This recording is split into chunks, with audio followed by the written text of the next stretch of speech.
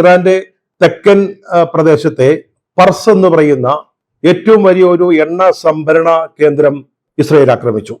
അത് ഖത്തറിനോട് ചേർന്ന് കിടക്കുന്ന, ഖത്തറും ഇറാനും തമ്മിൽ വലിയ പ്രകൃതിവാതക ശേഖരം പങ്കുവയ്ക്കുന്ന ഒരു പ്രദേശമാണ്. അവിടെ വലിയ സ്ഫോടനവും തീപിടുത്തവും ഉണ്ടായിട്ടുണ്ട്. ഇതൊക്കെ ഗൾഫിനോട് ചേർന്നാണ്, പേർഷ്യൻ ഗൾഫിനോട് ചേർന്ന് അല്ലെങ്കിൽ ഗൾഫ് രാജ്യങ്ങളോട് ചേർന്നുള്ള സ്ഥലങ്ങളാണ്.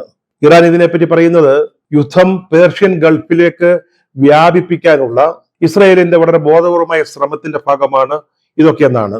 അതായത് മഷ്ഹദ് വിമാനത്താവളത്തിലെയും പർസ് എണ്ണ കേന്ദ്രത്തിലെയും ആക്രമണങ്ങൾ ഈ ഉദ്ദേശത്തോടു കൂടി, ലക്ഷ്യത്തോടു കൂടി ഉള്ളതാണെന്ന് ഇറാൻ പറയുന്നുണ്ട്. പക്ഷേ ഇസ്രയേൽ പറയുന്നത് യുദ്ധം അങ്ങനെ വ്യാപിപ്പിക്കാനല്ല, ഇറാന്റെ തന്ത്രപ്രധാനമായ കേന്ദ്രങ്ങൾ, ആദ്യം അവർ ലക്ഷ്യം വെച്ചത് ആണവ കേന്ദ്രങ്ങളാണ്.